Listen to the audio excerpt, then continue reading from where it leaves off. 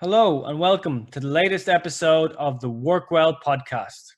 If you haven't already, check out our website, workwellpodcast.com, where you can stream or download all of our podcasts, as well as accessing show notes for each episode. This show is brought to you with thanks to our partners, Irish Life Health and AJ Products. So my guest today on the show is Peter Connolly. Peter is the founder of Lifestyle Awareness, which is an independent occupational therapy service with a focus on mental well-being skills and sustainable working. Peter has previously worked at the Maudsley NHS Trust in London, St. John of God Hospital, and St. Patrick's Hospital. Clinically, he provides a clinic in the Dean Clinic at St. Patrick's Hospital and is a trainer with mental health first aid. He has written for RTE, contributes regularly on radio, and appeared on Operation Transformation as a guest contributor. Please enjoy my conversation with Peter Connolly. Peter, hello and welcome to the Work Well podcast. Hi, Brian. It's really good to be here, and hello to everyone listening. Pleasure to have you on the show today, Peter. How are you? Yeah, I'm doing okay. I think at the moment it's very much a little bit up and down, to be honest, in terms of every day is a little bit different, in terms of focus, in terms of positivity, in terms of just what I'm becoming aware of. I think at the moment, definitely tuning into what I'm missing and that need for social and human connection a little bit more. I think that's what's very with me at the moment. Okay, and tell everyone, tell us a little bit about what you do and maybe how the pandemic has impacted what you do. So I'm a senior occupational therapist. I run an independent company called Lifestyle Awareness. So I would have worked in mental health for many years in organizations like St. John of God and St. Patrick's and the Maudsley in London. So I support busy professionals to be able to do what they need to do in a more sustainable way, looking at the skills behind their occupations. So occupations being, what are the things that are important that I need and want to do in my life? And looking at those occupations in particular that we're all juggling, that there are skills that are required really to do them. And if we think about at the moment what's happening with all our occupations, it's very disrupted, in terms of home working and changing environments and stuff. And break it down. So an occupational therapist, what does an occupational therapist do exactly? So we're clinically trained health professionals, and we work in all areas of healthcare, from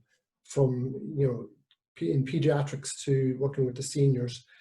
I work in adult mental health, so I would have worked primarily in an inpatient setting, and we look at occupation, like in the fact that we're all occupational beings, that there are things in our lives that we do every day that give our life purpose and meaning. They enable us to meet our human needs. Occupations are things like our jobs. They're managing a home. They're being in relationship with other people. They're how we process and manage our experiences, the skills involved behind that. So I look at the interplay between the individual and their skills, the demands of their occupation and the environment, and looking at how those three kind of things overlap and interplay, and trying to get the best match possible. So you could be quite effective at what you do, but there could be a lot of loading, a lot of stress for various different reasons, or there might be a change in your occupation. So you get a job promotion, and then suddenly there's a difference in terms of your performance, in terms of your well-being, in terms of your stress levels. And it's then looking at, okay, what is the factors that relate to that individual? So it's not a generic solution as such. I might give you an example. I had a client recently who we call him John, and he had he's quite a high flyer and good work performance.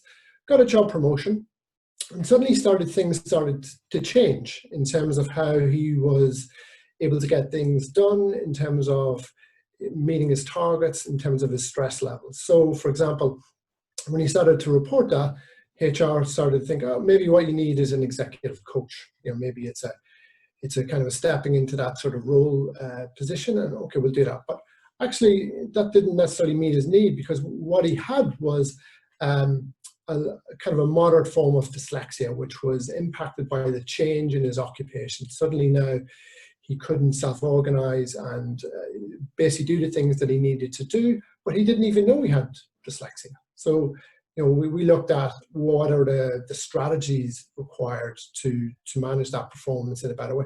And a lot of the interventions were quite practical, because in many ways, Brian, we all organize and process information differently. So unfortunately, the workplace, can sometimes be like a one-size-fits-all.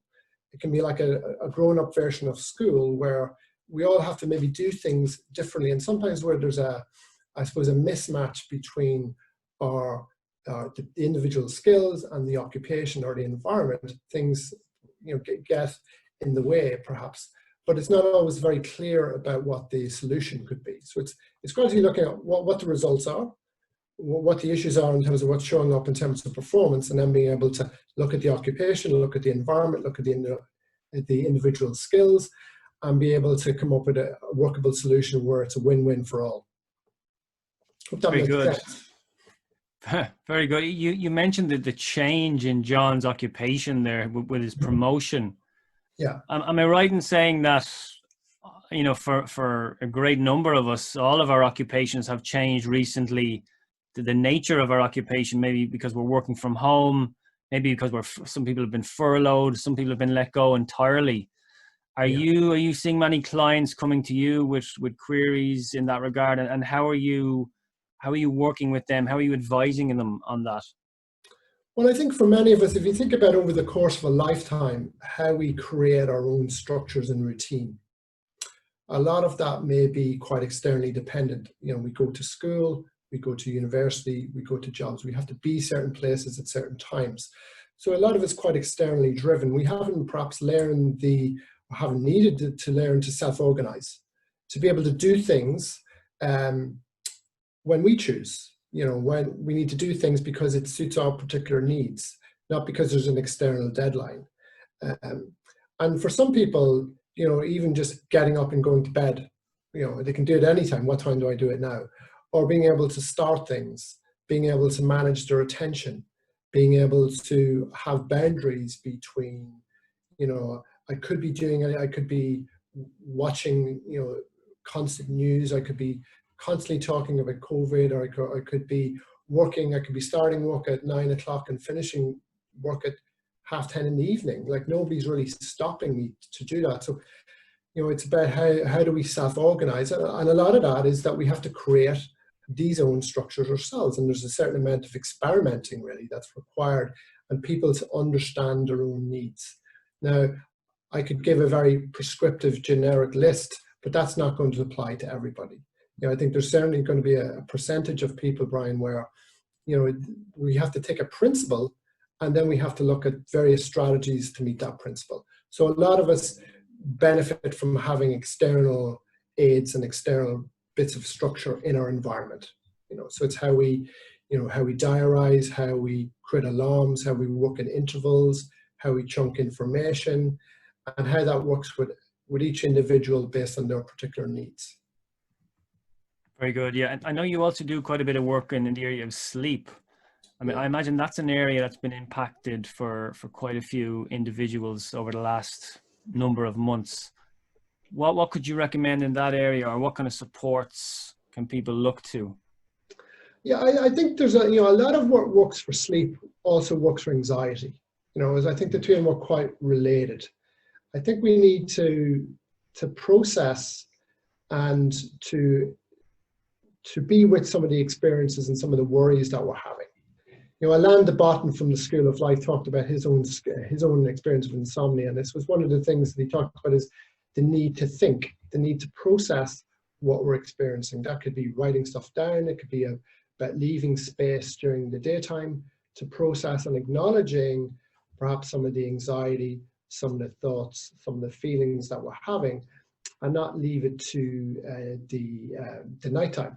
Now, part of the way I work from a clinical point of view is looking at kind of acceptance and commitment therapy type skills. So that's looking at the, being able to, I suppose, diffuse from our thoughts, being able to accept and process some of these experiences that we might be having, rather than it's just about generic kind of sleep hygiene type kind of information. So there can be a gap sometimes, Brian, as we all know, between what we know and what we do.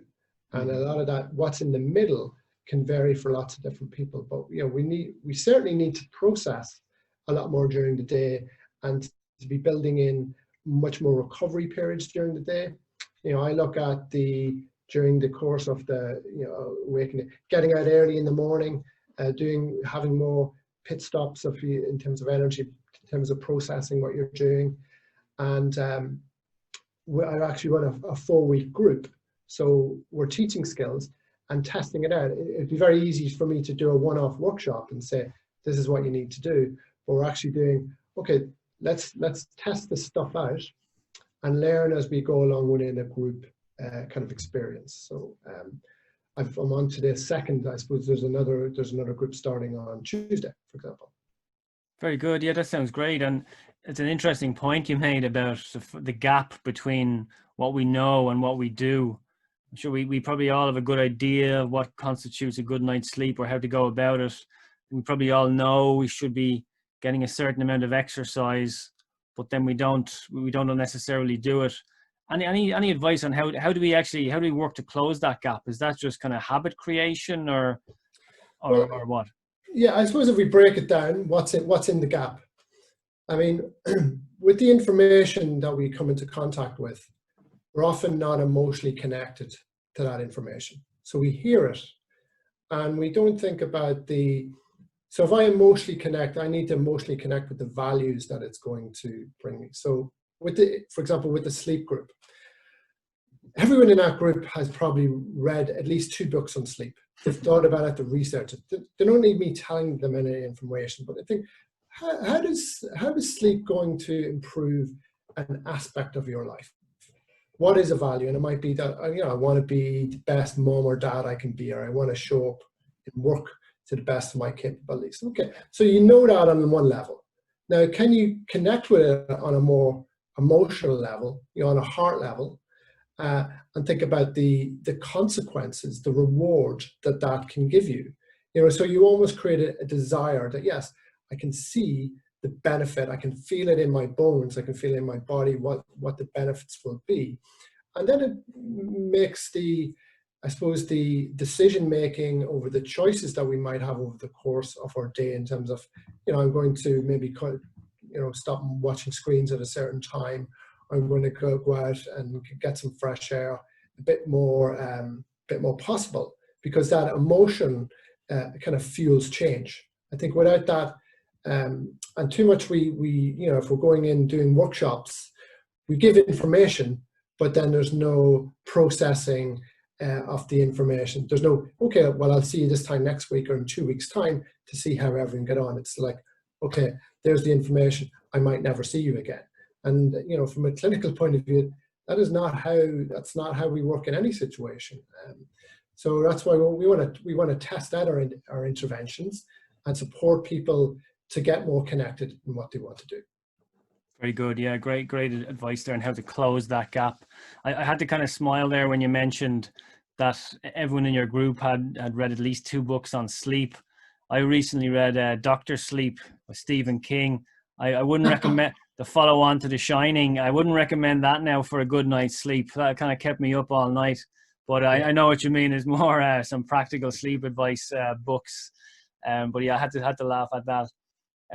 You do a bit of work with Mental Health First Aid Ireland as well, and we had Donal Scanlon on the podcast in an earlier episode. What kind of work are you doing with Mental Health First Aid Ireland?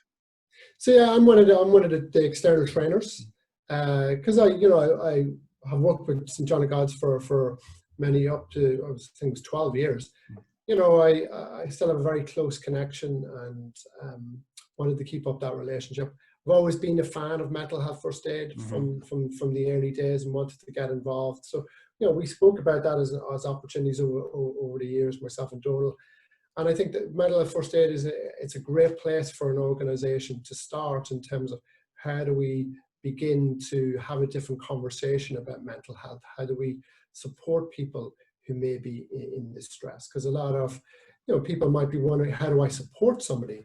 What are the particular skills involved? Bearing in mind that we all have mental health, we all have needs, and any one of us can fall into distress, and we would like to be in the same position that somebody is supporting us, being able to listen to us in a way where we're understood and guided to the appropriate services and support. So I think it's wonderful work. Yeah, it's a really excellent program, and I know a lot of Irish organisations are availing of it and signing up and skilling up some of their employees in that area. So it's a definite positive that I would recommend. Yeah. Are you seeing any organisations, or how are you seeing organisations supporting their people at this time? And would you have any recommendations for at an organisational level on how they could support their people at this moment, and then also as they welcome them back into the workplace?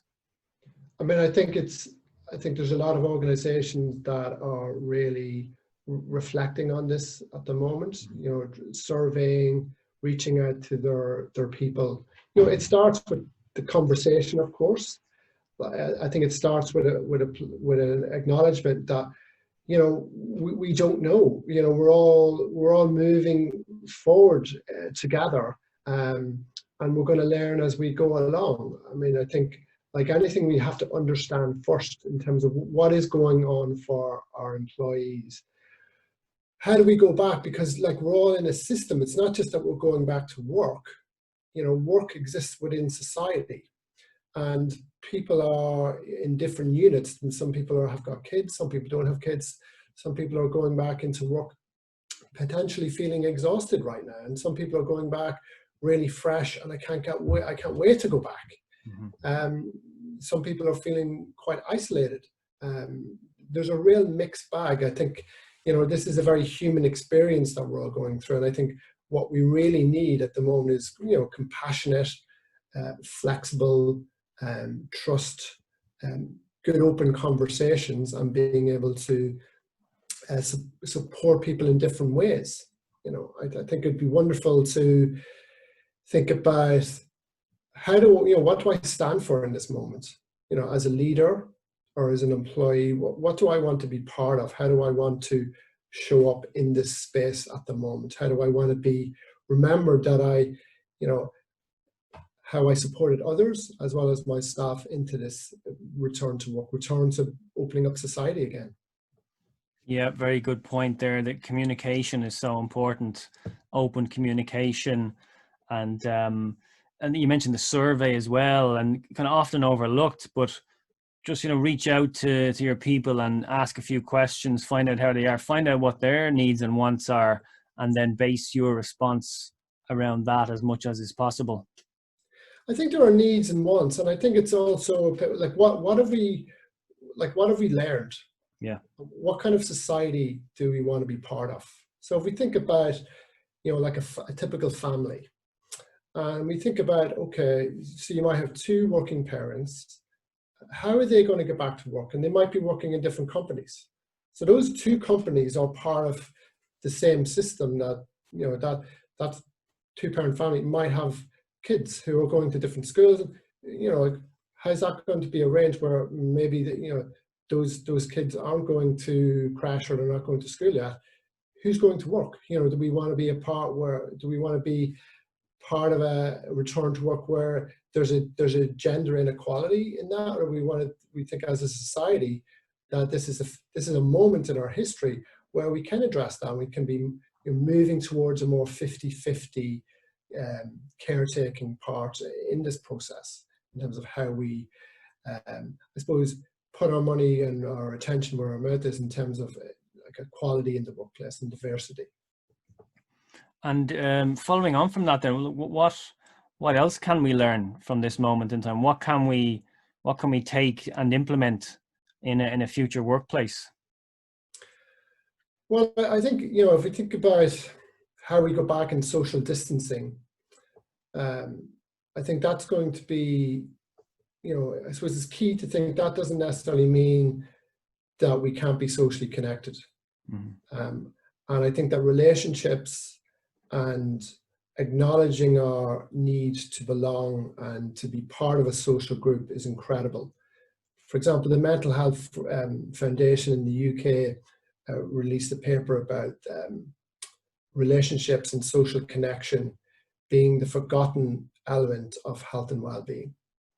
And I think over the course of a lifetime, there's been some studies that have looked at that relationships and social connection and being in connection, whether that's friends, family, workers, is a key part of this.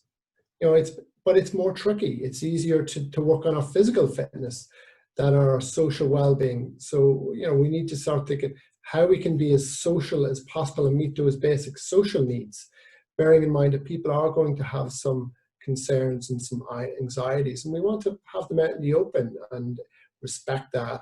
People are coming in with different experiences, worried about maybe their parents or people that they're in care relationships with. So all of this has to be very sensitively discussed, and people need to feel very safe in being able to do that. It's a well-made point, actually, because the World Health Organization, and this is so often overlooked, World Health Organization and their definition of well-being is it's physical well-being, it's mental well-being, but it's also social well-being as well, and that's often overlooked. And while we are being physically distant, or we certainly have been physically distant of late, that doesn't mean we can't be socially connected, as you're saying. And I am seeing really good positive examples of people reaching out and speaking with people that they may and may not have in quite some time. So there are quite a few positives. There are some connections that we're seeing as a result of this. Yeah. I've started this idea with some clients of, we have a 5 a day for physical health, or a 5 a day for mental. What would 5 a day for our social health look like?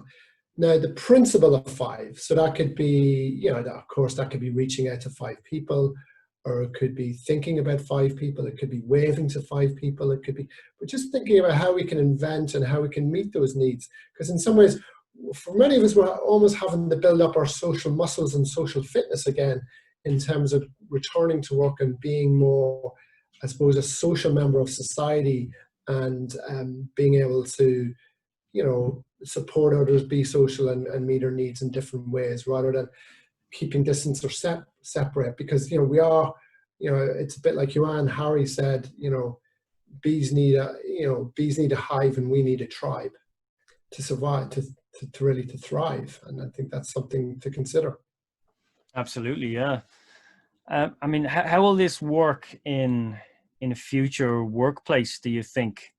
If the numbers are smaller, we don't even know what that workplace will look like, to be honest with you. But no, I mean, any thoughts? What will the future of work look like, and that kind of the social connection at work?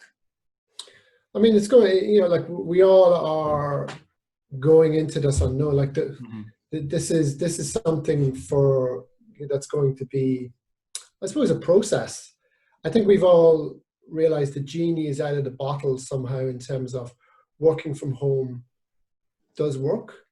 It has its issues, but we have been working from home in a pandemic, where we can't go to the gym and we can't do lots of different things that make up our day and give ourselves natural boundaries to process. We've been doing this all at home. And in terms of then, we might want a hybrid model. I think a lot of people are saying, in terms of there's great benefits from not commuting and being able to have greater space and opportunity to do certain social things. So there's probably going to be a split model, a bit like the way schools are going back split from time to time. And we're going to have to do this as well. But I think this is very much, this story is evolving and being written at the moment. I think we have to be aware of things are going to change, but how do we write this? How do we write this part of our own history, and what kind of workplaces do we want? There are, we need to maybe think, one thing that we have to our disposal is an imagination.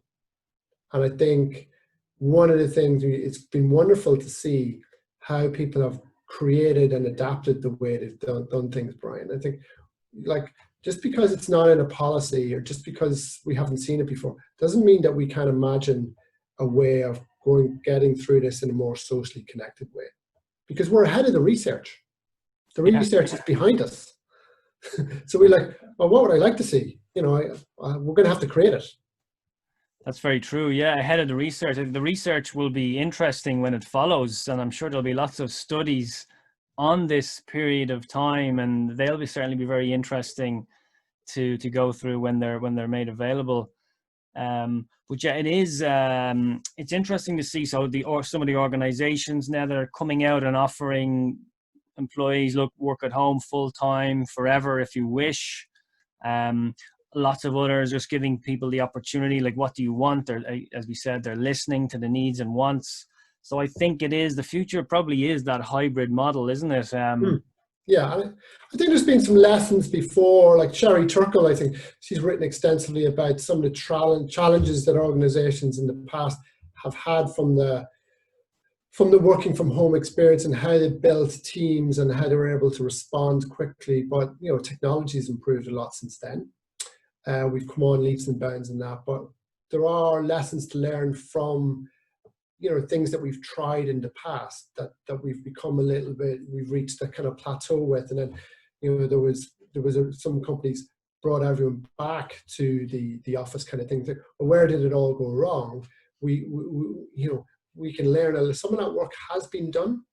And I think now with the improved technology, and how we think about Zoom and meetings as an occupation in itself, and think about how that can be adapted. What are the challenges that people have faced? Yeah, disconnection, Zoom fatigue, visually there's a lot of processing going on that's quite different. I personally find it a bit more draining than a face-to-face meeting. But how can we make it better? How can we make it feel a little bit more connected? And it might be how we conduct ourselves, how we start a meeting, how we maybe mow ground, how we lead by example, how we create psychological safety. But that has to feel authentic. It's not a technique. It has to be a very lived experience. I did some work with some companies in the early stages of supporting their employees, and I says, you can do a meeting in a different way. You can start with just checking in, and instead of just how is everybody, you're like, you talk about maybe what's going on for you and maybe a little struggle. You lead by example, or you celebrate the person who's prepared to be honest and upfront. So you create that space. And then if it's, how do we talk about that I could be struggling, but also, I was able to do these things to help myself, and this is where I got support. So we can find a way, if the intention is there, to improve it. Every occupation, every way of working, every way that we're doing can be done in lots of different ways. You don't necessarily always need someone like me to come in and design that for you, although I'm quite happy to do that. You have an imagination. You have, the ability to reflect and say, how do we want to work? How do we work and still meet our social needs within these environmental restrictions, so we get a better match? So if we bring it back to that person, occupation, environment match again, how do we get the best match possible between the environment is going to be slightly restrictive, the occupations can be tweaked somehow, but people still have diverse human personal needs. It's still very possible to do that. Yeah, it's an interesting one, and I know that there was a movement building before all this kicked off, results only work environments, and there was a couple of case study examples in the US. Best Buy, probably the best example. Now, a lot of the research was focused on the productivity and the output, and which was positive. but I don't know if there was a whole lot of detail related to, what was the kind of the social connectedness, or the feelings amongst the actual team members that might have been remote working every couple of days, or maybe even full time. So again, that'll be something interesting, another study that we'll have to look at when all this kind of settles down. Yeah, I think, like if work becomes just a series of tasks to do, it can lose its meaning, certainly for people. They can feel that, well, no, if every job was like that, then how would I feel a sense of belonging to a particular organization? That social connectedness, those social buffers, they make up, a lot. They make a lot of jobs worthwhile in some respects, and meet a lot of social needs.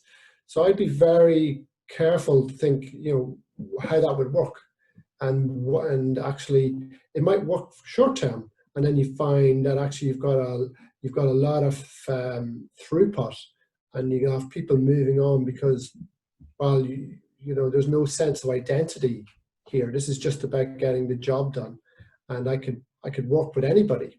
So why would I work with you? It's important to think about.